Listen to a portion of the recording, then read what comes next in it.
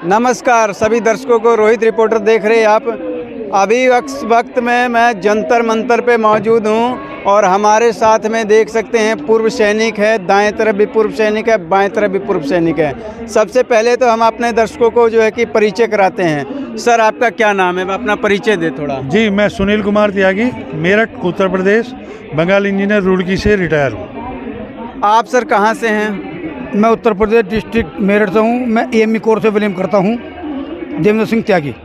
देवेंद्र सिंह त्यागी और सुनील सिंह त्यागी, दो सुनील कुमार त्यागी जी हमारे साथ में आज खास बातचीत करने के लिए मौजूद हैं। सर ये बताएं कि लगातार आज 50 दिन हो गए धरने के, 50 दिनों में किन किन लोगों से बातचीत हुई है? सरकार के लोगों से नहीं, सरकार से तो अभी हमारी किसी से बात नहीं हुई है, लेकिन प्रदर्शन हमारा 50 दिन का हो गया है। 50 दिन का बच्चा अपने आप खाना मांगने लगता है रो रो करके माँ से, लेकिन अब हमारा बचपन ही शुरू हुआ है और जब तक जवान होंगे, बूढ़े होंगे, तब तक लड़ेंगे और सरकार को सुनना पड़ेगा, ज़रूर सुनेगी। अभी तक सूचना यह है कि सरकार को खबरें तो हैं, लेकिन हमसे बात करने को सरकार की कोई नुमाइंदा अभी तक आया नहीं। सरकार के पास खबरें तो हैं पर बात करने को नुमाइंदा नहीं आया, ये आप क्या कहें, आप क्या मानते हैं? भाई उनको सरकार को हर चीज़ का ज्ञान है, हमसे वे बात करने के लिए अभी नहीं आ रहे हैं, क्योंकि उनको पता है भूतपूर्व सैनिक हैं, क्या पता अपना आप ये संघर्ष खत्म कर दें। मगर हम संघर्ष जब तक ये जीवन रहेगा और हमारा एक एक साथ चलेगा, हम जंतर मंतर पे अपना संघर्ष जारी रखेंगे, चाहे इसमें साल 2 हो जाए, चाहे 5 साल हो जाए, चाहे जिंदगी बीत जाए, मतलब कुछ भी हो जाए, हम इस जनता मंत्र से हटेंगे नहीं, बिल्कुल भी। सर का कहना है कि चाहे जिंदगी बीत जाए हम यहीं रहेंगे, हटेंगे नहीं। आपका क्या मानना है? बिल्कुल, मुश्किल से जीवन 25 साल बचा होगा। अभी 65 साल मेरी एज हो गई है और हमारे विधि विधान के अनुसार 100 वर्ष आयु मानी जाती है। तो अब हमें बहुत ज़्यादा पैसों की भी आवश्यकता नहीं है, लेकिन हम ये जो बीज बोने आए हैं, ये अपनी आने वाली जनरेशन के लिए बोना है, जिससे आने वाले आपके जैसे जो बच्चे हैं वो आएँ और हमारी तरह परेशान ना हो। ये जो धरना है, इस धरने की धमक पूरे विश्व में जा चुकी है। अगर सरकार ये सोच रही है कि दिल्ली में जंतर मंतर पे है और हमने मीडिया को रोक करके ये सोच लिया है कि इसको कोई जान नहीं रहा है, तो दूसरे देशों में हम लोगों के सबके साथी हैं, सबकी सूचनाएं आ रही हैं। तो जब दूसरे देशों में हमारी हलचल पहुंची है, तो क्या सरकार को नहीं पहुंची होगी? ज़रूर पहुंची होगी, लेकिन सरकार बात करने को तैयार नहीं है। करेगी, कहाँ तक जाएगी? नहीं तो 24 तो यही नज़दीक है, एज तो भुगतनी नहीं पड़ेगी पूरी, 24 नज़दीक है और हम बताएंगे सरकार कैसे बात नहीं करेगी। सुनील कुमार जी का कहना है कि 24 नज़दीक है और भुगतना पड़ेगा, इस पर आप क्या कहेंगे? 2024 में हम बिल्कुल भारतीय जनता पार्टी को उखाड़ फेंकेंगे, ये हमारा दावा है। अगर हमारी एक भी बात जो हमारी उसमें तुष्टियां हैं या हमारी जो मांगे पूरी नहीं हो रही हैं, हम फिर उखाड़ फेंकेंगे गवर्नमेंट को, बिल्कुल मानेंगे नहीं। हम बनाना भी चाहते हैं, क्योंकि बनाया तो आप लोगों ने ही है ना। हमने बनाया तो हम उसको उखाड़ देंगे, जैसे बनाया बस जैसे बना, जैसे हम लोगों ने प्यार से मोदी जी को सौंपा है देश, वैसे प्यार से मुझे हम छीन भी लेंगे, कोई ऐसी बड़ी बात नहीं है। 2013 की रिवाड़ी 2013 की रिवाड़ी की रैली के ऊपर, मोदी जी के वक्तव्य के ऊपर देश के सभी वोटर्स ने, उसमें सैनिक भी हैं, असैनिक भी हैं, किसान भी हैं, मजदूर हैं, बिजनेस, पूरे देश ने संगठित होकर के मोदी जी को देश का शासन की बागडोर दी। और हम नहीं चाहते, हम किसी भी हालत में नहीं चाहते हैं कि मोदी सरकार की बागडोर सरकार से जाए। हम मोदी जी को चाहते हैं, लेकिन अगर हमारी मंजूरी मांगे, जायज़ मांगे, हमारी कोई नाजायज़ मांग नहीं है, तो ये तो सब जानते हैं कि पेट में भूख लगेगी तो कुछ ना कुछ तो वो करेगा, जब उसको कुछ नहीं मिलेगा तो सरकार के खिलाफ जाएंगे। त्यागी जी ये बताएं कि जब 2014 में इलेक्शन हुआ, उससे पहले जो है कि तैयारी चल रही थी और मोदी जी ने ये बोला कि OROP देंगे, उससे पहले जो सरकार थी वो उन्होंने नहीं दिया, और जो मोदी जी ने आपको OROP दिया, उसके बाद भी आप कहते उखाड़ फेंकेंगे। हाँ बिल्कुल बिल्कुल, आप सही कह रहे हैं। उखाड़ फेंकना तो एक कहा मैंने, और ज़रूरत पड़ेगी तो उखाड़ भी सकते हैं, लेकिन सरकार ने दिया है। लेकिन जो ORP 2 हुआ है उसमें विसंगतियाँ हुई हैं। 100% सेना को मान के चलो अगर आप, तो 97% ORs और JC होते हैं, ओनली 3% ऑफिसर्स हैं। और जो मैक्सिमम अलाउंसेस दिए हैं सरकार ने, उनको अफसर जो कम्युनिटी है वो लेके चलेगी। कारण कि जब भी सरकार से बातचीत हुई तो जनरल बख्शी, जनरल सतवीर सिंह या और भी जो लोग थे कमेटी में, उच्च श्रेणी के अफसर थे, वो लोग सरकार के साथ बैठे और अपने अपने लिए लेके गए और दूसरों को, हम लोगों को छोड़ के गए। एक वो पहले बच्चों के टाइम हमको एक मिसाल देते थे, अंधा बाटे रेवड़ी अपने अपनों को दे, तो वो काम हमारे बड़े अधिकारियों ने, अफसरों ने किया है। सब कुछ अपने लिए लेके चले गए और हम लोगों को कटोरा झुंझुना खेलने के लिए 100 500 रुपये पकड़ा के चले गए। बस यही हमारी दर्द है, यही हमारा दुख है, इसी को हम यहाँ रोते हैं, इसी के लिए रो रहे हैं और रोते रहेंगे जब तक सरकार नहीं सुनेगी। सरकार पहले, मौजूदा सरकार जो पहले थी 2014 से पहले कांग्रेस की थी, और कांग्रेस के टाइम पे नहीं मिल रहा था वो आरोपी, और उसके बाद जब मोदी जी आए तो अपनी रैली में बोले कि आपको वो आरोपी देंगे 5 करोड़ रुपए से लेकर के जो है कि बढ़ा करके, और उसको जो है 25 करोड़ रुपए कर देंगे, और किया भी। फिर भी आप लोग कह रहे हैं उखाड़ फेंकेंगे। क्या करें मोदी जी आखिर आप लोगों के लिए? हमारे लिए जो हमारा पैसा वो हमें मिलना चाहिए, ना कि दूसरे आदमी को मिलना चाहिए। अफसरों ने कमेटी बनाई, उसे अपना आपका कि हमको 2% दे दिया, तो हम इस बात का संघर्ष कर रहे हैं कि हमारा पैसा अफसर क्यों खा गए, हमें क्यों नहीं दिया। ये गलतियां करी हैं इन लोगों ने। कहीं आप लोगों को बहम तो नहीं हो रहा है कि अफसर खा गए? बहम ही तो है, बहम नहीं, और खा गए। भाई एक अफसर की बढ़ा दी, जो अफसर कैजुअलिटी हो रहा उसको तो बढ़ा दी 2026%, हमें दी 26%। तो क्या जी ये गलत नहीं है? वादा करते हैं कुछ और काम करते हैं कुछ, हमेशा झूठा बोलते रहते हैं। ये लंबी लंबी दाढ़ी बना ली लोग, हम तो बहुत बड़े सत्संगी देश के लिए हम यो काम कर रहे हैं। देश की इकोनॉमी, जो अर्थव्यवस्था खराब नहीं है, बढ़िया है, मगर ये हम लोगों को देना नहीं चाह रहे पैसा, अफसर खा रहे हैं। अफसर खा रहे हैं, कुछ खा रहे होंगे, कुछ नहीं, सारे ही। फौज के अंदर इतना भ्रष्टाचार है कि जिसकी नकेल खोल लोगे वहीं भ्रष्टाचारी मिलेगा, पर फौज बताती नहीं है कि मैं क्या करके आया हूँ क्या नहीं। वो अपनी मतलब जो उसके अंदर स्वाभिमान उसको मासी रेत में मिला के आ जाता, 32 साल करके, 18 साल करके, 20 साल करके। आज भी हमारे देश में ऐसे ऐसे जवान हैं जिनको अफसर रिटायरमेंट हो गया, उसके घर पर काम कर रहे हैं। क्यों कर रहा है भाई काम? या कि आर्मी ऑर्डर में लिखा है कि मैं एक लेफ्टिनेंट जब भर्ती हो जाता है वो एक सूटकेस लेकर आता है, 1 जोड़ी चप्पल, 2 जोड़ी जूते, और जब वो रिटायरमेंट होता 1-2 ट्रक उसका सामान भर जाता है, बैंक बैलेंस उसका भर जाता है। भाई कहाँ से आ गया? साले कमीशन ये खावे, घूसखोरी ये करें, जवान अगर थोड़ा सा करेंगे तो उसका कोर्ट मार से कर देते हैं। ऐसा क्यों भाई? अगर मैंने किसी को काम सौंपा है, अगर उसने कुछ मतलब वो करा, नको भाई इसको निकाल दो, कोर्ट मार से कर दो। सबसे बड़ा भ्रष्ट है इस आर्मी के अंदर, सेना के अंदर सबसे ज्यादा भ्रष्ट। आप जूता पॉलिश कर दोगे मेरी? आप बताओ, मैं तुम्हें से कह रहा हूँ भाई ये मेरा जूता ले भैया, जब पॉलिश कर दिया करोगे? जिसका जो काम है वही करेगा ना। हाँ, तो वो सेना में काम वो नहीं है, वो जवान का काम नहीं है।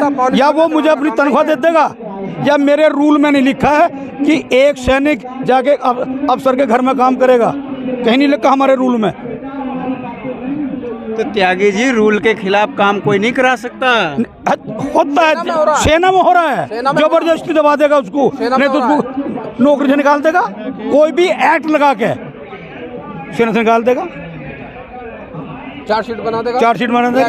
जब आदमी दुख हो जाएगा वो सारा आध हत्या में कर लेगा, छुट्टी आएगा तो जाएगा नहीं वहाँ से। कुछ चीजें दबाई जाती हैं वो। इस पर सुनील जी का क्या कहना है? सेना के अंदर नहीं, हमारे देश के अंदर संविधान लागू हुआ 1950 में, और 1950 से लेके आज 2023 तक बहुत परिवर्तन हुए हैं। हर सरकार, जो भी सरकार आई, सबने परिवर्तन किए, अपनी इच्छा से किए, देश के लाभ के लिए किए हैं। कोई भी काम करता है देश के लाभ के लिए करते हैं। लेकिन हमारे जो आर्मी रूल्स हैं वो आज भी 1911 के ब्रिटिश रूल हैं, और ब्रिटिश रूल इतने डेंजर हैं, रूल डेंजर ही होने चाहिए। मैं ये नहीं कह रहा हूँ रूल डेंजर नहीं होने चाहिए, लेकिन बहुत गलत रूल हैं जिनमें बहुत ही असंवैधानिक काम होते हैं। जैसे अभी मेरे साथी मित्र ने बताया कि जो काम हमको नहीं करना चाहिए वो करना होता है, नहीं तो सीधा एक आर्मी लॉ लगाया जाता है ऑर्डर डिसोबे, और ऑर्डर डिसोबे पे सेना के अंदर बड़ी से बड़ी सज़ा हो सकती है। कोर्ट मार्शल भी हो सकता है, 10 दिन की सज़ा भी हो सकती है, 50 की हो सकती है, वो डिपेंड ऑन कमांडिंग अफसर है। तो इतने डेंजर रूल हैं जिसके लिए वो खाली अफसर लॉबी के लिए हैं, ओवर्स लॉबी के लिए, जेसीओ लॉबी के लिए जो लॉ हैं वो सिर्फ उनको लॉस देने के लिए हैं, उनको हानि पहुंचाने के लिए हैं, लाभ देने के लिए कोई नहीं है।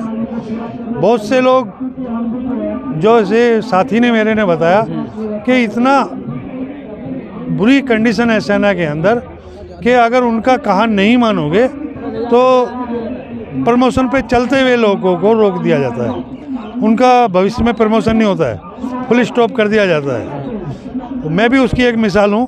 मैंने खुद बहुत क्लासें चलाई हैं, आर्मी कोर्स किए हैं, और मैं भी सुपर सीट हुआ, लेकिन मैं दूसरे कारणों से हुआ।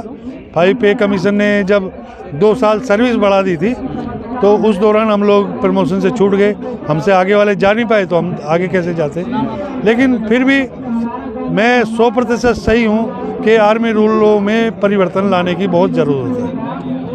ऐसा भी बोला जाता है कि आर्मी के अंदर रूल इतने सख्त कठोर होते हैं कि जवान जो है कि बगैर अफसर के इजाज़त के 1 गिलास पानी भी नहीं पी सकता है। तो वहाँ पर इस तरीके के जो रूल तोड़ करके रूल के अगेंस्ट काम कैसे कर रहे हैं, जूता पॉलिश करने का वगैरह वगैरह। बस मेन मकसद तो देखो, मैं आपको कम शब्दों में बताना चाहूँ तो जो भी जनरेशन है, जो भी यंग जनरेशन है, आज की है चाहे कल की थी, सबसे पहले हमारा मकसद रोटी होता है। हम लोग रोटी के लिए निकलते हैं, और बाद में हम ट्रेनिंग करने के बाद में देशभक्ति का जज्बा हमारे शरीर में, मन में, तन में भरा जाता है, और उस जज्बे को आने के बाद में फिर पीछे हटना हमारे लिए कायरता होती है। गांव में आएंगे, वापस आएंगे, कोई क्या कहेगा, बदनामी होगी, इसलिए बस झेलते रहते हैं। कोई 15 करके आ जाता है, कोई 20 करके आता है, जिसको जहाँ तक की क्षमता है वो करके आ जाते हैं। लेकिन असलियत यह है कि खुश दिल से नहीं कर पाते हैं। और रही शहीद होने की, मरने की, जीने की बात, तो जब वहाँ चले गए हैं, मोर्चे पर चले गए हैं, हम गए हैं, आगे मोर्चे पर बैठे हैं, तो हमें दिख रहा है सामने वाला हमको मारेगा, तो हम ही क्यों ना मारे पहले। तो इसलिए लड़ते हैं, मरते हैं, उसकी हमें चिंता भी नहीं है। आज जो हमारी सेना बैठी है उसे भी इस बात की चिंता नहीं है। हालांकि राजनीतिक लोगों को मैंने सुना है वो मजाक बनाते हैं हमारे मरने का भी। वो लोग बोल देते हैं कि सेना में तो मरने के लिए भर्ती होते हैं। कोई राजनीतिक आदमी भेजे अपने बच्चों को एक बार, और अगर कर सकें संविधान में संशोधन, तो हर राजनेता का प्रधान लेवल से लेकर के MP तक हर की संतान, जितनी भी संतान है, सब सेना में 10-10 साल सर्विस करें। उसके बाद उनको जितनी सुविधाएं पूरे सैनिक को देती है उससे आधी सुविधाएं दे करके भी वापस कर दें, तो हम मान जाएंगे उनको, उनकी नेतागिरी को, उनकी लीडरशिप को। हमसे क्वालिफाइड नहीं है, हमसे मुश्किल से आपके संसद में भी अगर नेता बैठे हैं तो शायद ही 10-20% लोग ही हमसे ज़्यादा पढ़े लिखे होंगे। बाकी ये नहीं है कि हम लोग पढ़े लिखे नहीं है, एक से एक क्वालिफाइड यहाँ आपके सामने बैठे हैं। आप लोग रोज़ स्पीच सुनते हैं सबकी, हर तरह के डाटे के साथ बात करते हैं। तो सरकार करके दिखाए, ज़रा अपने बच्चों को भेजे सेना में, या किसी का मर के आए तो पता चले ना जिगर कहाँ टूटता है। त्यागी जी, एक बात बताएं कि जब एक सैनिक बॉर्डर पे शहीद होता है तो उसके परिवार को, उसके बॉडी को जब घर पे लाया जाता है तो तमाम नेशनल मीडिया 3 दिन 4 दिन तक पल पल की रिपोर्ट देती है। पर पिछले 50 दिनों से आप लोग यहाँ बैठे हैं पर अभी तक झांकने नहीं आई, इस पे क्या कहेंगे? हमारी एक भी रिपोर्ट 50 दिन से प्रधानमंत्री के कानों तक नहीं पहुँची होगी। इसमें चाहे आप हो चाहे नेशनल मीडिया है, आप हमारी ये चीज़ें बताओ प्रधानमंत्री को कि भूतपूर्व सैनिक आपसे मिलना चाहते हैं, जंतर मंतर पे आने का कष्ट करना। हम उनके बड़े सौभाग्य होंगे कि जो वहाँ आके हमारी बात सुनेंगे, उनको एक चीज़ बताएंगे कि हमारे साथ में यो छल करा, नेशनल मीडिया का नेशनल मीडिया क्यों नहीं आ रही? हमें कारण बता दो भाई, क्यों नहीं आ रही? ये नेशनल मीडिया है, हमारे पास जो लोग आए हैं ये नेशनल मीडिया है और हम इनका बहुत बहुत धन्यवाद करते हैं। इन्होंने हमारी बातों को पूरे देश में पहुंचाया है। हमारी सैनिकों की आग, जैसे देहात में कूड़ी होती है, कूड़ी में आग लगी होती है, ऐसे आग सुलग चुकी है, सिर्फ फटने की देर है और कभी भी फटेगी। कोई इसमें देरी नहीं है, बहुत ज़्यादा देरी नहीं है, क्योंकि आग पूरी सुलगा चुके हैं। आप लोगों ने हमारी मदद की है, हम आप लोगों का बहुत बहुत हाथ जोड़ के धन्यवाद करते हैं। आपका ही नहीं, क्योंकि आपसे मैं बात कर रहा हूँ इसलिए आपको आपका लग रहा होगा। यहाँ इस प्रांगण में जितने भी किसी भी प्रकार के संवाददाता हैं, किसी भी चैनल को चलाने वाले हैं, कोई भी गर्ल्स हैं, जेंट्स हैं, बॉय हैं, यंग हैं, ओल्ड हैं, सबका पूरे सैनिकों की तरफ से हम धन्यवाद करते हैं। आपका क्या कहना होगा सर? हाँ बिल्कुल बिल्कुल सही बात है, बिल्कुल धन्यवाद हमारी तरफ से पूरे सैनिकों का। और आगे जो हमारी होगी रणनीति वो आगे। आज मीटिंग चल रही है आप लोगों की और सबसे बड़ा जो है कि चुना जाएगा प्रतिनिधित्व करने वाले, तो उसमें जो है कि कहाँ तक आप लोग को उम्मीद कहाँ तक है? भाई मीटिंग बनेगी, उसमें जो भी होगा सोल्यूशन होगा वो आगे हमें बताएगा, आगे रणनीति वे बताएंगे, उसके मुताबिक हम काम करेंगे। अगर हमें संसद का घेराव करना पड़ेगा उसका भी घेराव करेंगे। हमें अपनी मांगे मनवानी है बस। हमारी मांगों में मतलब भेदभाव क्यों करा गया? मैंने अगर आपको सूखी की रोटी दे दी आप खाओगे क्या, ये बता दो मुझे। हमारा सिद्धांत ये है, एक तो खा रहा है रसगुल्ला, एक कुछ है क्या नाम जी, गुड़ भी नहीं मिल रहा है। ये भेदभाव है, इस भेदभाव को दूर किया जाए बस। अभी हमारे चैनल के माध्यम से भारतवर्ष के कोने कोने से लोग देख रहे हैं, सुन रहे हैं, आप उनको क्या मैसेज देना चाहेंगे जो यहाँ तक नहीं पहुँच पा रहे हैं जवान? वे जवानों को हमारी इन समितियों से जुड़ना चाहिए और उनको भी गांव-गांव में जाके जो जिसको पता हो रहा है उसको यहाँ आना चाहिए और यहाँ से जाके उसको प्रचार करना चाहिए भाई हमारे साथ में ये दुर्व्यवहार किया गया है, ये हमारे साथ में उसमें क्या नाम जी OROP में गलत हमको पेमेंट से वंचित किया गया है। और इस गूंगी बहरी सरकार को भी क्या मैसेज देना चाहेंगे वो भी बता दें। गूंगी बहरी को मैसेज ये है, जब तक हमारी पूरी मांगे नहीं होंगी हम जंतर मंतर पर संघर्ष जारी करते रहेंगे बस। ये हमारा धन्यवाद है पूर्व सैनिकों की तरफ से। सर आप सरकार को क्या मैसेज देना चाहेंगे जो अभी तक आप लोगों की बिल्कुल नहीं सुन रही है? मेरा सरकार से करबद्ध निवेदन है कि सरकार में भी मुख्य रूप से प्रधानमंत्री महोदय से, माननीय नरेंद्र मोदी से मेरा निवेदन है कि वो पहाड़ियों पे, रेत में, बर्फ़ में सब जगह गए हैं, वो यहाँ से 500 मीटर की दूरी पे बैठे हैं, वो कृपया आएँ, यहाँ हमारे साथ चाय पिएं, हमारे साथ वार्तालाप करें, हमारी बात सुने, हमारी बातों का समाधान करें। हम हर हालत में तन मन धन से देश के साथ हैं, देश की भलाई के लिए साथ हैं। हम कोई भी ऐसा काम नहीं करेंगे जो हमारे देश की तरफ उंगली उठाए, हमारे अनुशासन के ऊपर उंगली उठाए। लेकिन हाँ, ये ज़रूर याद रखें कि जब तक हमारी मांगें पूरी नहीं होंगी तब तक हम मानने वाले नहीं हैं। हर हालत में अपनी मांग मनवा के जाएंगे। इसलिए आसान यही है कि 500 मीटर पे मोदी जी बैठे हैं, आइए और बैठें और जम के बात करें। एक और शेर मैं कह देता हूँ चलते चलते, पहले भी शायद कहा है आपसे मैंने, दुश्मनी जमकर करो पर इंतहा इतनी रहे, गर कभी हम दोस्त बन जाएं तो शर्मिंदा ना हो।